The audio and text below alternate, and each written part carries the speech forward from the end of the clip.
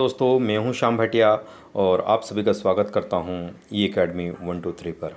आज मैं कुछ जॉब से रिलेटेड वीडियो लेकर आया हूं, तो उसके बारे में बात करते हैं। तो देखिएगा कि post of the you means कहेंगे कि ऑफिस, यानी पोस्ट ऑफिस जो होती है उसमें रिक्रूटमेंट किया जा रहा है जीडीएस के लिए। ठीक है, तो इसमें लगभग 3262 वैकेंसीज आई हुई है और इसी में इन्हीं पदों पर आपको क्या क्या किया जाएगा बिना एग्ज़ाम। यस, यहाँ पर बहुत इंपॉर्टेंट बात है कि बिना एग्ज़ाम, यानी आपके जो टेंथ के मार्क्स होंगे उन्हीं के बिहाफ पर आपको शॉर्ट लिस्ट किया जाएगा। ये एक बहुत अच्छी चीज़ है कि आपको कोई एग्ज़ाम नहीं देना है। और सैलरी फॉर्म कैसे फिल करना है, क्या क्या रिक्वायर्ड डॉक्यूमेंट है, सारी इस वीडियो में बात करेंगे, तो बिल्कुल स्किप मत कीजिएगा ताकि आपको प्रॉपर जानकारी मिल पाए। ठीक है, तो शुरू करते हैं। तो मैं यहाँ आता हूँ, तो ये कुछ भारतीय डाक की आप देख सकते हैं। यहाँ पर अपन सबसे पहले बात करते हैं कि अगर मैं बात करूँ आपके पास, तो राजस्थान पोस्टल सर्किल ग्रामीण डाक सर्विस, देखिए जीडीएस की भर्ती के लिए आवेदन कुछ मांगे गए डाक विभाग में, और भर्ती के तहत 3262 पदों पर क्या हो जाएगी, नियुक्ति की जाएगी, है ना, चयन नहीं, नियुक्ति। नियुक्ति मतलब क्या हो रहा है कि आपके जितने मार्क्स होंगे टेंथ में या जहाँ कहीं भी जितने मार्क्स होंगे, चाहे मान लो कि आपके 92% है, तो और एक के 90% है और एक के 88 है, तो इनमें से चयन करना है, तो जाहिर सी बात है कि वो 92 वाले को ले लेंगे, है ना। जो भी मतलब ये तो एक एग्जांपल दिया, तो यानी जो ज़्यादा मार्क्स वाला होगा उसको ले लिया जाएगा, दैट्स ऑल। तो यही चीज़ है। तो यहाँ पर जो बात की गई है, ये आवेदन कब तक कर सकते हैं आप, 21 जुलाई 2020, यस, कौन सा 21 जुलाई 2020 तक आप आवेदन कर सकते हो। ठीक है, तो आज जब मैं वीडियो रिकॉर्ड कर रहा हूँ तो अभी तो काफ़ी लगभग 20-25 दिन है, तो आप इसका इंतज़ार मत करें। इसका लिंक मैं डिस्क्रिप्शन बॉक्स में दे दूँ, वहाँ से जाके आप इसको बिल्कुल जा सकते हो और इस पर क्या कर सकते हो, अपना फॉर्म फिल कर सकते हो। कैसे करना है वो मैं समझाता हूँ। ठीक है, तो यहाँ पर कुछ थोड़ी सी मैं बात बताऊँ कि पदों की संख्या, तो ये लगभग 3000 से ऊपर पदों पर वैकेंसी निकली है। और शैक्षणिक योग्यता क्या है, और शैक्षणिक योग्यता 10वीं पास होना जरूरी, दैट्स ऑल। 10वीं पास होना जरूरी और राजस्थान के होना चाहिए। अब ये भी बात है कि 10वीं पास होना, लेकिन क्या राजस्थान बोर्ड का ही होना चाहिए, ऐसा आवश्यक नहीं, वो किसी भी बोर्ड का होना चाहिए, लेकिन 10वीं में जो मार्क्स होंगे वो शॉर्ट लिस्ट कर दिए जाएंगे। ठीक है, आयु सीमा की अगर बात की जाए तो आपको 18 साल कम से कम होनी चाहिए और अधिक से अधिक आपकी 40 वर्ष होनी चाहिए, दैट्स ऑल। ये इसके अंदर बात की गई। तो और ये कुछ नोटिफिकेशंस के मैंने स्क्रीनशॉट लिए हैं, उसका नोटिफिकेशन आप भी डाउनलोड करके पूरा पढ़ लीजिए, है ना। बट जो जो जो मेन था वो मैंने इसमें स्क्रीनशॉट लेकर आपको दिखा रहा हूँ। राजस्थान सर्कल की बात हो रही है। और फिर अगर बात की जाए यहाँ पर, तो आप इसको देख सकते हो कि जैसे कि ये रिक्रूटमेंट नंबर है, application are invited for the respective engaging authority as shown in the annexure, है ना, आई अगेंस्ट। और ये सारी चीज़ें थोड़ी सी काम की चीज़ें, कैटेगरी बीपीएम जो होता है, ठीक है। और यहाँ पर ये वो है, और 25/6/2018 को इसको क्या किया गया, डेटेड किया गया था। ठीक है, और यहाँ पर आप देखेंगे कि मिनिमम टीआरसीए जो है वो 12,000 है, और टीआरसीए हाउस लेवल 2 की अगर बात करें तो 14,500 है, ये आपकी सैलरी बैंड है। ठीक है, और डाक सेवक की बात की जाए तो ये 10,000 है, और यहाँ पर अगर बात की जाए तो ये 12,000। ठीक है, तो ये आपका सैलरी बैंड लेगा। और 22/6/2020 को ये क्या किया गया था, एज लिमिट जो है आपकी वो कितनी होनी चाहिए। 22/6 को जो एज लिमिट है उसके बारे में बात करें, 22/6 को आपकी एज लिमिट 18 वर्ष और 40 वर्ष होनी चाहिए। इस डेट को स्टैंडर्ड मान के, यानी आपका बर्थ कभी भी हुआ हो उससे मतलब नहीं, लेकिन इस डेट को 22/6 को आपकी 18 वर्ष पूर्ण होनी चाहिए और 40 वर्ष से कम होनी चाहिए, that is the mean. Okay, और यहाँ पर और भी कुछ देखेंगे कि जो SC ST है उनको 5 साल का एज में रिलैक्सेशन मिल रहा है ना। जो OBC है उनको 3 वर्ष का रिलैक्सेशन मिल रहा है, यही कहानी इसके अंदर कही गई है। ठीक है, आगे बढ़ते हैं। कुछ चीज़ें यहाँ पर, जैसे PWT के लिए नो रिलैक्सेशन, यहाँ EWS का कोई इशू नहीं है। और PWT यानी पर्सन विद डिसबिलिटीज़ के लिए कितना है, 10 ईयर्स है। और उसके साथ अगर PWT भी है और OBC भी है तो उसको 13 साल का, और PWT और प्लस SC ST है तो 15 साल का आपको रिलैक्सेशन मिलेगा। ठीक है, तो ये सारी चीज़ें, और आप इस नोटिफिकेशन को एक बार पढ़ लीजिए। इसमें अपन टाइम वेस्ट नहीं करेंगे, अपन फॉर्म को फिल करने की प्रक्रिया को देखेंगे। ठीक है, तो ये आपको कंप्यूटर का नॉलेज भी थोड़ा सा होना चाहिए। कंप्यूटर का नॉलेज होने का अर्थ क्या हुआ कि सिंपल नॉलेज जो कंप्यूटर को ऑपरेट करने के लिए चाहिए, मेल कैसे चेक करना है ना, यानी ईमेल और पैकेज को ट्रैक कैसे करना है, टाइपिंग, MS वर्ड, है ना, वगैरह वगैरह। तो जो सिंपल काम होता है, नॉट प्रोफेशनल, बल्कि सिंपल इजी जो काम होता है जिससे आप कंप्यूटर को ऑपरेट कर सकते हो, वो आपको नॉलेज होना चाहिए, ठीक है। तो ये एक चीज़ है।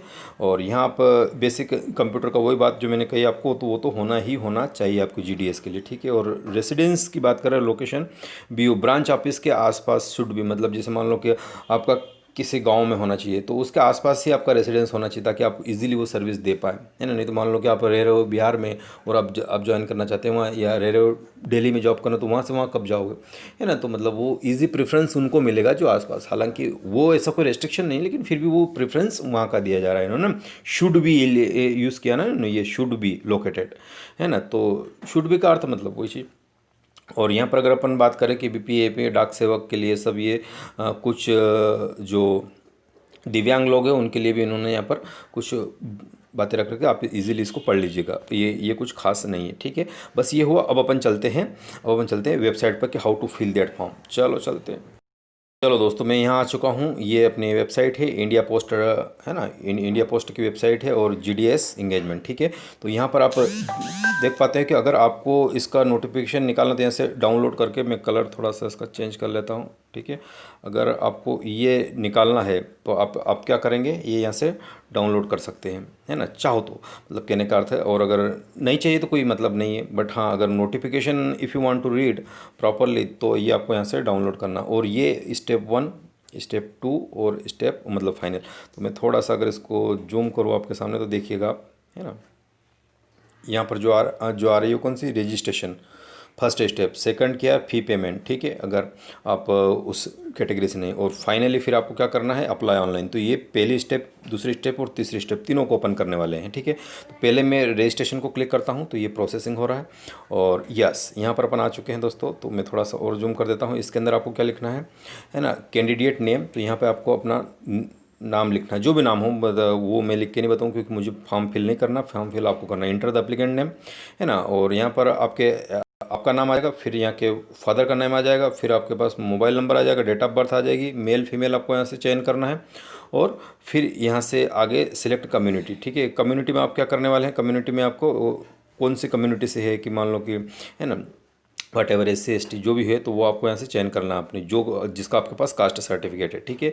तो ये सारी चीज़। और उसके बाद फिर आपने कम्युनिटी चयन करने के बाद अलग अलग चीज़ें पूछ रहा है कि आप EWS से, इकोनॉमी वीकर सेक्शन से है, कि are you person with disabilities, ऐसी बहुत सारी चीज़ें। ये तो जो भी एक सिंपल फॉर्म कैसे फिल करते हैं, बहुत सारे फॉर्म फिल किया, आपको जस्ट इंटर कर देना है, ये कोई रॉकेट साइंस नहीं है। और यहाँ से अपने एक फ़ोटो अपलोड करना, ये इंपॉर्टेंट चीज़ है, ये मैं समझा देता हूँ। देखो, तो आप सिंपल JPG फॉर्मेट में होना चाहिए, और साइज 50 KB होना चाहिए, और यहाँ पे लिखा गया है 20 DPI, ठीक है। तो ये आपको जस्ट यूज़ करना है कि JPG फॉर्मेट में होना चाहिए, है ना। और डायमेंशन 200 पिक्सल इंटू 230 पिक्सल होनी चाहिए, यानी। और उसके बाद जो आपके सिग्नेचर अपलोड करोगे, उसका साइज़ भी आपको यहाँ पर देख सकते, JPG होना चाहिए 20 KB से लेस देन होना चाहिए, ठीक है। और ये आपका प्रेफर्ड साइज़ ये है, इससे इजीली अपलोड। और ये कैप्चा फिल करोगे, कैप्चा फिल करने के बाद आपको क्या करना है, कुछ नहीं करना है, फिर यहाँ से जस्ट सबमिट कर देना है। और एक बार प्रीव्यू आएंगे, आपको ओके करना है यहाँ से। ये ओके करने के बाद मतलब इनके टर्म्स एंड कंडीशंस को अग्री करना है, और यहाँ से सबमिट डिटेल्स कर देना है। जैसे सबमिट डिटेल्स करोगे आप, तो उसके नेक्स्ट पेज पे पहुँच जाओगे। लेकिन मैं नेक्स्ट पेज पे ले नहीं जा रहा हूँ। कौन सा नेक्स्ट पेज, यहाँ पे फ़ी पेमेंट पे। और जैसे फ़ी पेमेंट में जाओगे, तो आप क्या करोगे, अब जो वहाँ से रजिस्ट्रेशन नंबर आपके जनरेट हुए हैं, India post fee paid will not be refunded, make sure that, ये बोल रहा है कि एक बार पे कर दोगे तो आपको हम वापस रिफंड नहीं करेंगे, चाहे किसी भी कंडीशन में, ठीक है। यहाँ पे आ गया। अब यहाँ पे रजिस्ट्रेशन फर्स्ट में यहाँ पे क्या डालना है, यहाँ पे वही रजिस्ट्रेशन नंबर डालना है जो फर्स्ट में, जो अपनी फर्स्ट स्टेप थी, वहाँ पर आपसे एक रजिस्ट्रेशन नंबर जनरेट हुआ होगा प्रीव्यू और सब सबमिट करने के बाद, वो यहाँ पे आपको डालना है। कैसे डालना है वो मैं समझा देता हूँ, है ना। जो भी डिजिट के नंबर आए होंगे इस टाइप से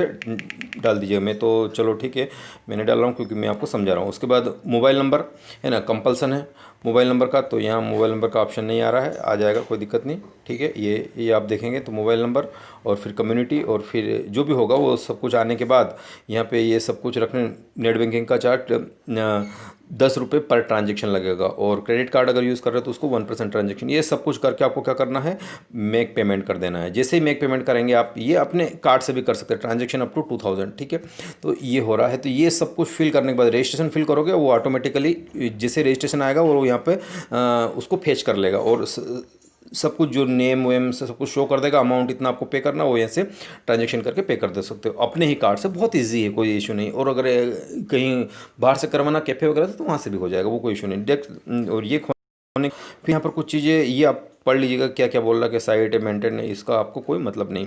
फिर आपको चलना है, मैं थोड़ा सा पीछे चलता हूँ, ठीक है। तो ये पीछे चला जाएगा, ठीक है। मैं यहाँ से इसको एक बार वापस अपन पीछे, मैं यहाँ पे आ चुका हूँ। और अब क्या करना है आपको, ये फीस पेमेंट हो गया है, अब आपको करना है अप्लाई ऑनलाइन, ठीक है। तो रजिस्ट्रेशन नंबर आपके पास है ही सही, तो सिंपल आपको क्या करना है, जस्ट अप्लाई ऑनलाइन पे क्लिक कर दीजिए। और जैसे अप्लाई ऑनलाइन पे क्लिक करेंगे तो आप इस जगह पे आ जाएंगे। तो आपकी सारी स्टेप्स और डिटेल्स सारी हो जाएगी कि अगर आपने रजिस्ट्रेशन कर लिया, यस कर लिया, एप्लीकेशन का जो फॉर्म है वो सबमिट हो गया, अपलोड कर दिए, डॉक्यूमेंट जो भी रिक्वायर्ड थे वो कर दिए। और उसके बाद चूज़ प्रेफरेंसेस, वहीं पे ऑप्शन आएगा कि आपको किस किस जगह पर चूज़ करना है। जैसे मान लो कि आपका जो एरिया है, क्षेत्र है, वहाँ पर इस एरिया में आपको जॉब करना है, तो वो आप कर लीजिएगा। जैसे कि जो भी आपका मान लो सुनो कि लाखेरी हो गया, झालावाड़ हो गया, कोटा हो गया, इसके आसपास झुंझुनू हो गया, चूरू हो गया, वट जो भी आपका एरिया रहेगा वहाँ पर, वहाँ से उसको सिलेक्ट कर लीजिए उसके आसपास। और उसको प्रेफरेंसेस सिलेक्ट करना है, जिला और उसके बाद गाँव वाला, ठीक है। तो वो उसी के अंदर शो करेगा, क्योंकि मैंने फिल नहीं किया तो उसके अंदर वो चीज़ नहीं, बट वो कुछ नहीं। और फिर एक वेरिफिकेशन कोड जनरेट होगा, वो आपको यहाँ करना। और यहाँ पर आपको डालना क्या है, यहाँ पर आपको डालना है अपना नंबर डालना। कौन सा नंबर, रजिस्ट्रेशन नंबर जो आपने रजिस्टर किया है, ठीक है। और वो नंबर डालने के बाद फ्रेंड्स क्या करना है, वो नंबर डालने के बाद आप क्या कर सकते हो, उसको इजीली फिर यहाँ से सिलेक्ट क्या करना है, सर्कल, जिस सर्कल में भी आप राजस्थान से हरियाणा, मध्य प्रदेश, उत्तराखंड, अभी तो 4 शो कर रहा है यहाँ पर, ठीक है। और उसके बाद फाइनली आपको क्या कर देना है, सबमिट कर देना है। क्या करने वाले हैं, फाइनली आपको यहाँ पर सबमिट पर बटन क्लिक करेंगे तो आपका फॉर्म सबमिट हो जाएगा। That's all. ये सिंपल प्रोसेस था जिसमें अपनी इजी चीज़ सीखी हो, है ना। तो अगर वीडियो अच्छा लगा हो तो लाइक कीजिएगा, शेयर सब्सक्राइब करना बिल्कुल ना भूलें। थैंक यू, बाय बाय, मिलते हैं नेक्स्ट वीडियो में।